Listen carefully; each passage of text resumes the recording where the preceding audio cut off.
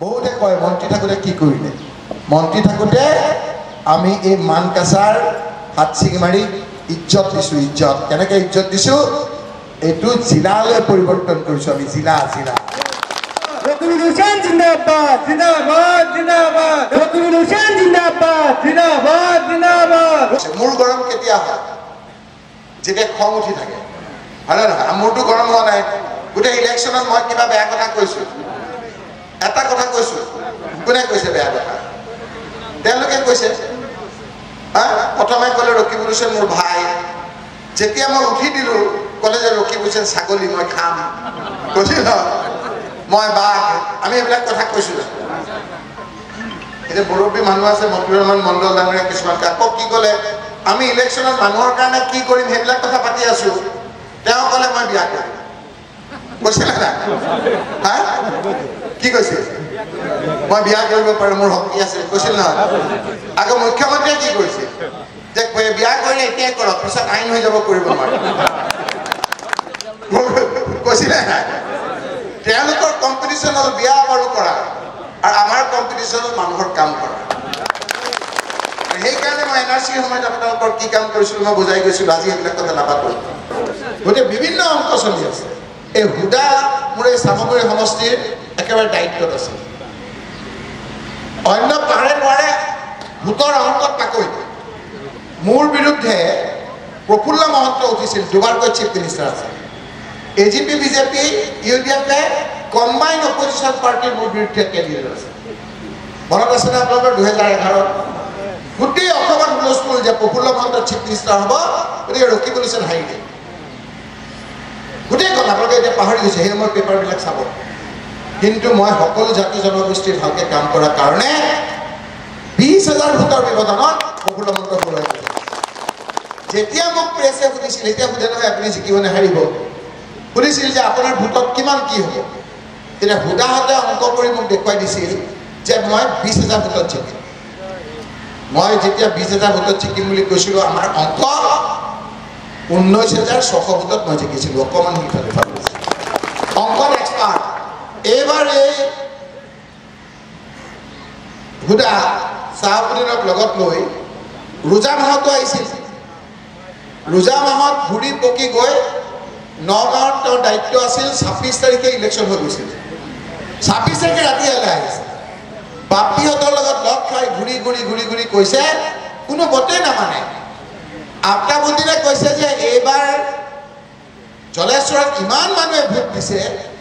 যে এইবাৰ জলেশ্বৰ 11টা সমষ্টিৰ ভিতৰত সকলোতকৈ বেছি ভোটত জিকিল গাড়ীত আহি থাকোঁতে হুদাই কৈছে যে জলেশ্বৰৰ আফতাবুদ্দিনৰ লগত মোৰ চেলেঞ্জ থাকিল বাপী ৰফিকুল আমাৰ সকলোৱে লাগি মতিউৰ ৰহমান মণ্ডলৰ নেতৃত্বত মানকাছাৰত যিটো লিড কৰিব কোনো হয় না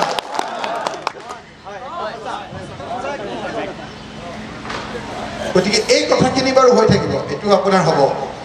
এই সময়খিনি আমি সেইবিলাক কথা নাপাতোঁ মই অলপ আপোনালোকৰ কোন জিকিব ইণ্ট্ৰডিউচন পিছত হেৰি কৰে কোন জিকিব কোন হাৰিব কোন জিকিব কোন হাৰিব কোন MP হ'ব কোন নহ'ব সেইবিলাকতো আমি পাতিলোঁ নহয় 3 মাহ বাধা নাই যায় এতিয়া 4 তাৰিখৰ পিছত সেইবিলাক পাতিম এতিয়া কথা পাতিম যে মানুহৰ অৱস্থা খুব বেয়া এতিয়া যে আপোনালোক ইমান কষ্ট কৰি আহিছে হাঁহি মুখে আমাৰ কথাখিনি গৈ পেলাই চাব যেতিয়া লাইটৰ বিলখন আহি যাব তেতিয়া দেখিব যোৱা মাহত 200 টকা আহিছিল এতিয়া 2000 টকা আহিছে হাহাকাৰ লাগিব নালাগে আমাৰ সকলো মনটো ইমান ফূৰ্তি থকাৰ পিছতো বেজাৰ বেজাৰ লাগিব নালাগে ক'ৰ পৰা দিম 2000 টকা ইনকাম নাই আমাৰ আগত অলপ ইনকাম থাকিলেও ভাল আছিল ইনকামে নাই আমি 2000 টকা ক'ৰ পৰা দিম এইকেইটা দিনত এই যে এই 2-3 মাহ যে আমাৰ যে ইলেকশ্যন ঘূৰি আছিলোঁ এই চৰকাৰখনে এনেকুৱা এটা অৱস্থা কৰিলে চব বস্তুৰ দাম বঢ়াই দিলে বঢ়াইছে নাই প্ৰত্যেকটো বস্তুৰ দাম বঢ়াই দিলে আমাৰ হাতত টকা পইচা নাই সেইটোৱে আলোচনা কৰিব ক'ত পাতিম মই টিভিৰ ইণ্টাৰভিউ দেখিছিলোঁ মোৰ এইকেইদিনত মই কৈছোঁ যে নিৰ্বাচন কোন জিকিল কোন হাৰিলে এতিয়া তেওঁলোকে কৈ থাকিব আমি 4 তাৰিখৰ পিছত ক'ম কিন্তু এই যে ৰাইজৰ সমস্যাৰ কথা ক'ত পাতিম আমি কোনোবাটোতো মঞ্চ লাগিব মোৰ মানকাছাৰটো মই বাৰে বাৰে কৈছোঁ মানকাছাৰ মানুহক কেনেকৈ মই সহায় কৰিম সেই কথাখিনি কি মানুহে ভুগি আছে এই কথাখিনি ক'ত পাতিম মোকতো এটা মঞ্চ লাগিব এই কথাখিনি পাতিবৰ কাৰণে আজি আপোনালোকৰ ওচৰলৈ আহিছোঁ যিটো সময়ত বস্তু বাহানিৰ দাম বঢ়াই দিছে যিটো সময়ত চৰকাৰে ৰাইজৰ সমস্যাৰ কথা পাতিব লাগে সেই সময়ত কি কৈছে কওকচোন আপোনালোকে পাহৰি গৈছে কি কৈছে মদ খাব লাগে বুলি নতুন আইন কৰিছে মদ খাবলৈ বঢ়াই দিয়াৰ কাৰণে দুদিনৰ আগত চৰকাৰে বিভিন্ন ধৰণৰ পদ্ধতি অৱলম্বন কৰিছে চাওকচোন এই সময়খিনিত আমি সেই দায়িত্ব নাই জানো সেই কথাবিলাক আমি ৰাইজৰ লগত পাতি সমস্যা সমাধানৰ কাৰণে আমি কংগ্ৰেছ দলটোৱে চেষ্টা কৰিব নালাগিব জানো সেই কথাখিনিয়ে পাতিব লাগিব সেইকাৰণে মই কৈছোঁ যে এইকেইটা দিন এই তিতা কেহা সেইবিলাক কথা আমি নাপাতোঁ আৰু নিৰ্বাচন হৈ গ'ল বাকী 4 তাৰিখে আমি পাতিম কাউণ্টিং এজেণ্ট লাগে আমি আমাৰ কংগ্ৰেছৰ মানুহ আছে সেইখিনি কৰিব বাকী হ'ল চৰকাৰে বস্তুৰ দাম কমাব লাগে বাকী হ'ল এই মদ খোৱাটো যিটো কৰিছে সেইবিলাক আইনবিলাক উঠাই লৈ মানুহক স্কুল খুলিব লাগিব স্কুল বন্ধ কৰিছে 7,000 স্কুল বন্ধ কৰি দিছে সেই কথাবিলাকে পাতিব লাগিব সেইকাৰণে মই আজি আপোনালোকৰ ওচৰলৈ আহিছোঁ অন্য একো নহয় যে এই মানকাছাৰত বহুতে বহুত কথা কয় মই মন্ত্ৰী আছিলোঁ নহয় বহুতে কয় মন্ত্ৰী থাকোঁতে কি কৰিলে মন্ত্ৰী থাকোঁতে আমি এই মানকাছাৰ হাত ছিঙি মাৰি ইজ্জত দিছোঁ ইজ্জত কেনেকৈ ইজ্জত দিছোঁ এইটো জিলালৈ পৰিৱৰ্তন কৰিছোঁ আমি জিলা আগতে আপোনালোকে কৰ্মচাৰীসকলে দৰমহাটো ভগাবৰ কাৰণে 5 ঘণ্টা ফেৰীৰে গৈ ধুবুৰীত যাব লাগিছিল এতিয়া এই ৰকিবুল হুছেইন মন্ত্ৰী থাকোঁতে ফলকখন চাপ গৈ শীৰ্ষ ফাইনেন্সৰ অফিচাৰ হিমাংশু শেখৰ দাসক লৈ আনি ইয়াত চাব ট্ৰেজাৰী আমি অপেন কৰিছিলোঁ চাব ট্ৰেজাৰী কোনো মানুহে মোক অনুৰোধ কৰা নাছিল গম পাইছিলোঁ যে ইয়াৰ মানুহে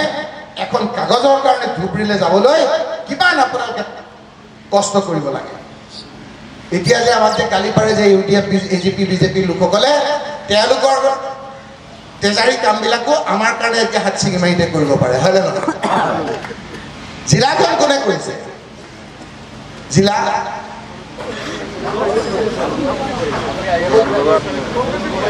তোৰ লগত চিফ মিনিষ্টাৰ থাকোঁতে ৰকিবুল হুছেইন আহিছে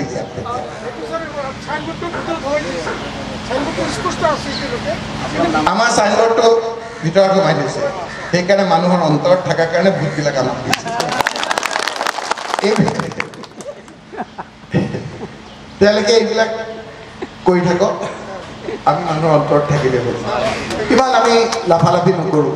মই জীৱনত বহুত দেখিছোঁ 5 ষ্টাৰো দেখিছোঁ মই 5 ষ্টাৰ থাকিব জানো মাটিত থাকিব জানো চিন্তা নকৰিব মাটিতো থাকিবলৈ আমি জানো গতিকে ৰাইজৰ লগত থাকিম এইবিলাকে পাৰিব নেকি মোৰ ফলকখন ভিতৰলৈ লৈ গ'ল বুলি ৰাইজে আমাৰ স্বীকৃতিটো নাজানিব নেকি কওকচোন এই যে এইবিলাক নকৰাহেঁতেন কিজানি ইমান ভোট নাপালোহেঁতেন এইবাৰ এইবিলাক অত্যাচাৰ কৰাৰ কাৰণে ইমান ভোট হয়নে নহয় এতিয়া ভয় খাইছে বেলেগ কাৰণে যে ৰকিবুল হুছেইন সংকট হৈ গ'লে তেওঁলোকৰ ঘটমটৰ হৈ যাব হ'ব নহয় আজি নকওঁ কোনবিলাক ঘটমটৰ হ'ব মই কৰিব খুজিছোঁ যে মোৰ সেই খেতিয়কসকলৰ দুগুণ আপোনাৰ ইনকাম কৰাই আমাৰ ল'ৰাবিলাকক ভালকৈ পঢ়াব লাগিব আৰু কেতিয়াবা হিমন্ত বিশ্ব শৰ্মাহঁতৰ যদি বেমাৰ হয় আমাৰ ইয়াৰ পৰা ডাক্তৰে গৈ সেইবিলাক ঠিক ঠাক কৰি দিব আজি মোক আপুনি ইয়াতে যদি আপোনালোকে যদি জিকায় আল্লাহ তালাই যদি কবুল কৰে ভগৱানে যদি মোক কবুল কৰে সেই উজনি নামনি মানকাছাৰ হাত ছিঙি মাৰি সকলো এটা মিলাপ প্ৰীতি আমি কৰিবলৈ বিচাৰিছোঁ আৰু সেই মিলাপ প্ৰীতি বৰাকভেলী মিলাপ প্ৰীতিৰ হেতুখন দলংখন মই হ'বলৈ বিচাৰিছোঁ লাগিলে মোৰ ওপৰতে খোজকাঢ়ি যাওঁ কিন্তু মিলনৰ কথা পাতিম আমি ভাঙাৰ কথা নাপাওঁ মনটো ভাল থাকিলেই আমাৰ ভাল হ'ব আমিতো কাকো হিংসা নকৰোঁ কোনোবাই হিংসা কৰিলে তেওঁক মই কম যে তুমি মোৰ লগত নালাগে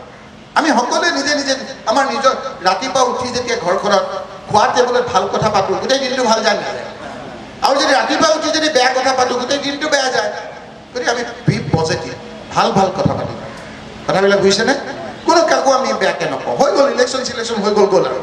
এতিয়া আমি নিজৰ ঘৰখন যাতে ভালকৈ চৰে খেতি ভালকৈ যাতে হয় মোৰ ল'ৰা ছোৱালীৰ ভৱিষ্যত যাতে ভালকৈ হয় সেইটোতো আমি কৰিব লাগিব কৰিবনে আপোনালোকে কথাখিনি খুব ভাল নালাগিল নেকি বাৰু আজি ভাল লাগিছে